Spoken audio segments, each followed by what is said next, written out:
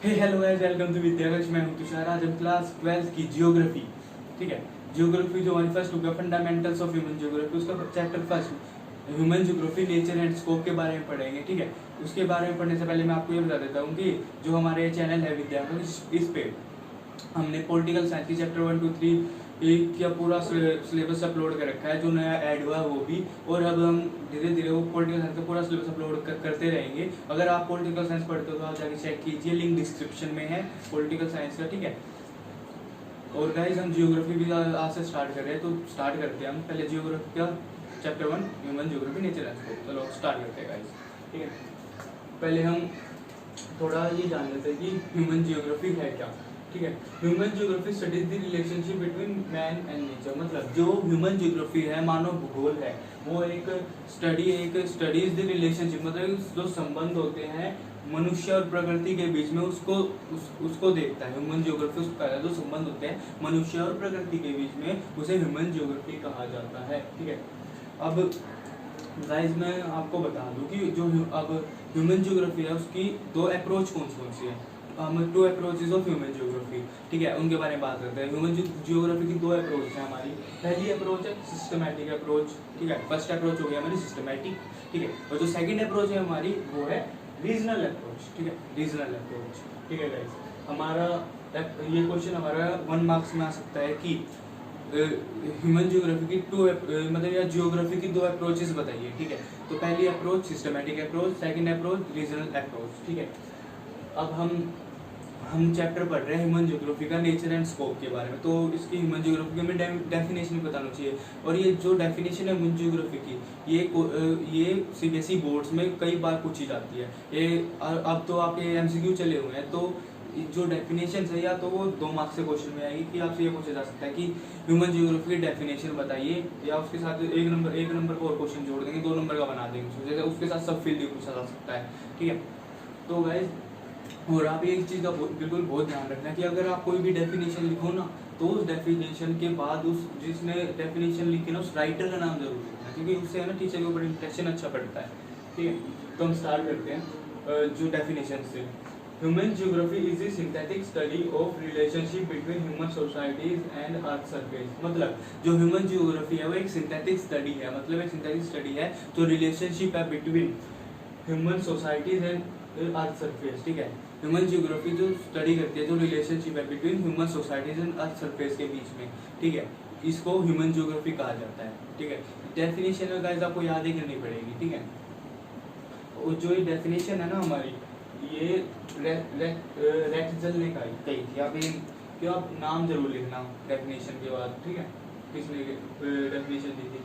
हमारी जो second definition है, the study of changing relationship between the unresting man and unstable earth is known as human geography. मतलब अब हमारी second definition है, ठीक है, उसके बारे में बात करें। जो चेंजिंग रिलेशनशिप है, मतलब एक जो changing relationship between unstable earth and unresting man. ठीक है, unstable earth and unresting man, उसको ह्यूमन जियोग्राफी कहा जाता है। मतलब जो बदलते हुए संबंध है अनस्टेबल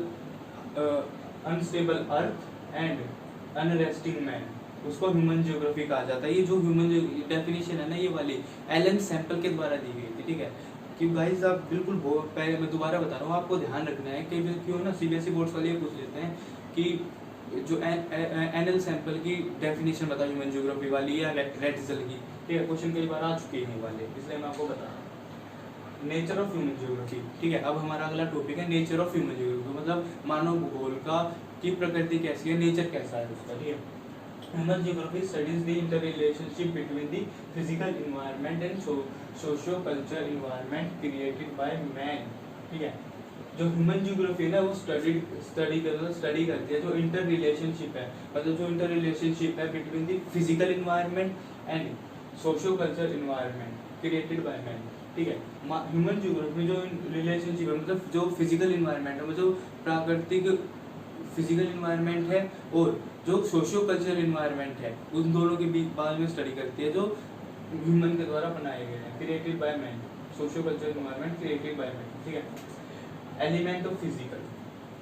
अब हम ह्यूमन जियोग्राफी के नेचर के बारे में पढ़ रहे हैं, तो अब जो ह्यूमन जियोग्राफी है उसका फिजिकल एलिमेंट कौन से है ह्यूमन ज्योग्राफी के, तो ठीक है फिजिकल एलिमेंट्स में ना ह्यूमन ज्योग्राफी फिजिकल एलिमेंट्स में आते हैं, हमारे फिजिकल एलिमेंट्स में आते हैं हमारी लैंड, जो लैंड है वो फिजिकल है, ठीक है, वाटर, सोइल, क्लाइमेट, वेजिटेशन और फाउना, ठीक है, ये हमारे फिजिकल ज्योग्राफी में आते हैं। अब हमारी कल्चरल ज्योग्राफी में क्या आता है, ठीक है, element of cultural geography, transport and communication, settlement and crops, ठीक है, जैसे ट्रांसपोर्ट और कम्युनिकेशंस हो गई, ठीक है, सेटलमेंट्स हो गई, मतलब जो इलाके बस होते हैं छोटे बड़े भिड़े, और सेटलमेंट्स उनको बुला जाते हैं, जैसे बहुत जगह कई जगह खुले खुले इलाके होते हैं, कई जगह बहुत सटे इलाके होते हैं, ठीक है, ऐसे उन इलाकों को सेटलमेंट्स बोला जाता है, ठीक है, और क्रॉप्स, ये वाली सेटलमेंट्स वाली चीज है ना चैप्टर 4 में पढ़ेंगे,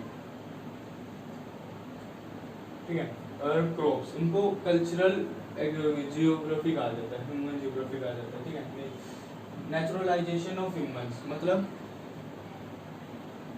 मानव का प्राकृतिकरण, ठीक है, naturalisation of humans, man interact with nature with the help of technology, ठीक है, वैसे हमारा अगला टॉपिक है नेचुरलाइजेशन ह्यूमंस को स्टार्ट करते हैं। जो मैन है ना मतलब जो मनुष्य है ह्यूमंस है वो इंटरेक्ट करते हैं, प्रभावित होते हैं प्रकृति से with the help of technology, interact करते हैं, ठीक है, man interact with the nature with the help of technology, ठीक है, हमारा फर्स्ट पॉइंट हो गया है इसका नेचुरलाइजेशन ह्यूमन का, जो मैन है इंटरेक्ट करते हैं नेचर के साथ टेक्नोलॉजी की हेल्प से। It is not important that what he creates but with what tools he use to create, मतलब नेचुरलाइजेशन मतलब ये जरूरी नहीं है कि वो क्या बना रहे हैं, जरूरी है कि किस वस्तु या किस टूल की मदद से वो बना रहे हैं, ठीक है। हमारा थर्ड पॉइंट है, सी पॉइंट है, technology indicates the level of cultural development of society, मतलब जो टेक्नोलॉजी है वो इंडिकेट करती है जो लेवल है कल्चरल डेवलपमेंट का सोसाइटी का जो कल्चरल डेवलपमेंट का लेवल है उसको इंडिकेट करती है, मतलब जहाँ पर जितनी अच्छी टेक्नोलॉजी होगी ना वो ही वहाँ का कल्चरल जो डेवलपमेंट होगी सोसाइटी वो उसको दिखाएगी, ठीक है। Understanding the nature help to create technology, ठीक है, हमें नेचर को जो नेचर प्रकृति को समझना होगा, ठीक है, समझना होगा, हेल्प टू क्रिएट टेक्नोलॉजी, जो टेक्नोलॉजी है तकनीक उसको क्रिएट करने के लिए मदद करेगी, ठीक है।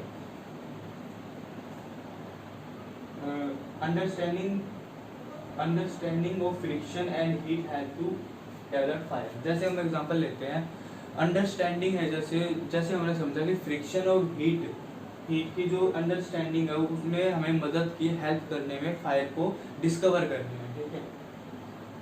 डीएनए हेल्प एरेडिकेट डिसीज, और जो डीएनए होता है वो हेल्प करता है डिसीज जो बीमारियां होती हैं उनका बारे में पता लगाने के लिए, उनकी रिसर्च करने के लिए, ठीक है। Law of thermodynamics help to develop fast planes, ठीक है, मतलब जो हमारा लॉ है थर्मोडायनेमिक्स लॉ है, जो मतलब थर्मोडायनेमिक्स जो फिजिक्स का लॉ है जिससे हम जो बहुत ज्यादा फास्टर प्लेन्स बना सकते हैं, ठीक है। हमारा फोर्थ पॉइंट है the interaction between primitive society and nature is called environmental determinism, मतलब जो इंटरेक्शन है मेल जोल है प्रिमिटिव सोसाइटी एंड नेचर, मतलब प्रिमिटिव सोसाइटी और प्रकृति के बीच में जो इंटरेक्शंस हैं संबंध है ना वो उसको इन्वायरमेंटल डेटर्मिनिज्म कहा जाता है। क्या कहा जाता है? इन्वायरमेंटल डेटर्मिनिज्म। गाइस ये क्वेश्चन आपका 1 या 2 नंबर में आ सकता है, ठीक है। ह्यूमनाइजेशन ऑफ नेचर, गाइस अब हमारा अगला टॉपिक है ह्यूमनाइजेशन ऑफ नेचर, ठीक है। अब हम स्टार्ट करते हैं with the humanisation of nature. With the development of technology people understood the nature well, ठीक है। मतलब टेक्नोलॉजी के विकास से, डेवलपमेंट ऑफ टेक्नोलॉजी, ठीक है, टेक्नोलॉजी के विकास के साथ साथ है ना जो लोग हैं वो समझ सकते हैं, अंडरस्टैंड कर सकते हैं, समझ सकते हैं जो नेचर को अच्छी तरह, प्रकृति को बहुत अच्छी तरह समझ सकते हैं टेक्नोलॉजी की मदद से, ठीक है। They move from the state of necessity to state of possibilities, ठीक है। वे ना जो मूव कर चुके हैं, जो स्टेट थी नेसेसिटी की तो स्टेट ऑफ पॉसिबिलिटी से पॉसिबिलिटी की तरफ, मतलब जरूरत की जगह है वो संभव, मतलब जो स्टेट थी नेसेसिटी की वे वहां से हटकर मूव कर गए हैं स्टेट ऑफ पॉसिबिलिटी की तरफ, ठीक है। Human activities created cultural landscape, जो ह्यूमन एक्टिविटीज है, मानव क्रियाएं हैं, वो कल्चरल लैंडस्केप को क्रिएट करती हैं। So it is called as possibilism, तो इसको पॉसिबिलिज्म कहा जाता है, संभववाद कहा जाता है, ठीक है। मतलब कुछ भी असंभव नहीं है। टेक्नोलॉजी की हेल्प से हम नेचर को कंट्रोल कर सकते हैं, पर नेचर को इस तरीके से कंट्रोल करना चाहिए कि नेचर हमें भी हार्म ना करे, ठीक है। नियो डेटर्मिनिज्म हमारा अगला टॉपिक है, नियो डेटर्मिनिज्म, ठीक है। और स्टॉप एंड गो डेटर्मिनिज्म, रुको और जाओ डेटर्मिनिज्म, ठीक है।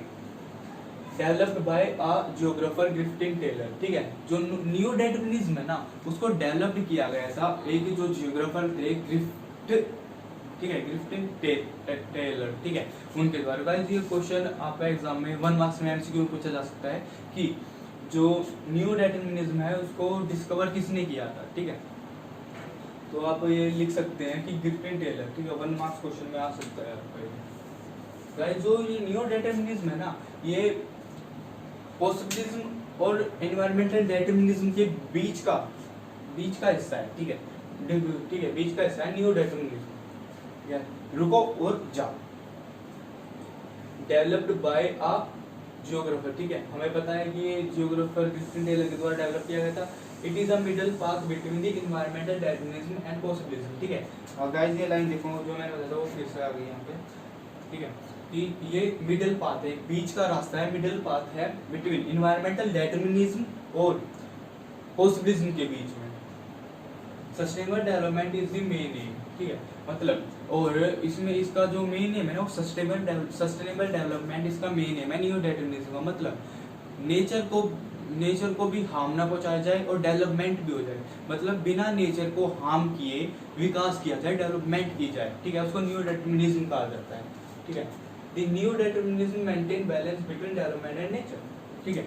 जो न्यू डेटर्मिनिज्म है ना, मतलब जो न्यू डेटर्मिनिज्म है और नॉन डेटर्मिनिज्म है, वो मेंटेन करके रखता है एक balance between the nature and the technology और डेवलपमेंट, ठीक है, डेवलपमेंट के बीच में, डेवलपमेंट और, ठीक है, विकास और प्रकृति के बीच में न्यू डेटर्मिनिज्म बैलेंस बनाए रखता है, ठीक है, ठीक है गाइस। अब हमारा न्यू डेटर्मिनिज्म गाइस खत्म हो चुका है गाइस, पर आप ये ध्यान रखें जो न्यू डेटर्मिनिज्म है ये क्वेश्चन 2 नंबर में पक्का आता है सीबीएसई बोर्ड में, पिछले साल भी आया था, उससे पिछले साल भी आया था, ये लगा बहुत बार रिपीट होता है ये क्वेश्चन, बेशक ये चॉइस में आता हो पर ये क्वेश्चन हर बार रिपीट होता है, तो आप न्यू डेटर्मिनिज्म को अच्छे से पढ़ लेना, ठीक है।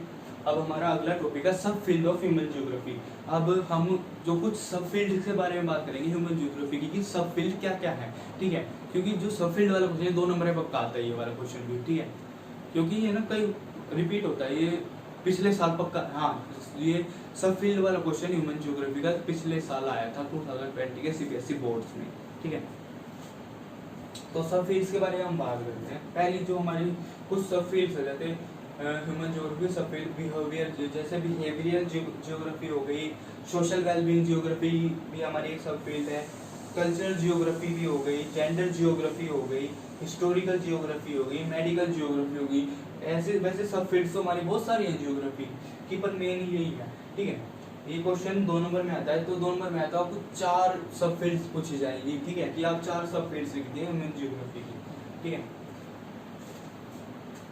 गाइस हमारा ये चैप्टर यहाँ पे खत्म होता है। अगर आपको वीडियो अच्छी लगे तो वीडियो को लाइक कर देना और चैनल को सब्सक्राइब कर देना। और गाइस हाँ एक बात और बता दूं, मैं भूल गया था बताना कि अगर इसके जो ये चैप्टर है ना, चैप्टर 1 है हमारा human geography nature and scope, इसके नोट्स का लिंक डिस्क्रिप्शन में है, आप वहां से जाकर डाउनलोड कर सकते हैं, ठीक है। अगर वीडियो अच्छी लगी तो वीडियो को लाइक कर देना और चैनल को सब्सक्राइब कर देना। थैंक यू गाइस हमारे चैनल पर आने के लिए, धन्यवाद।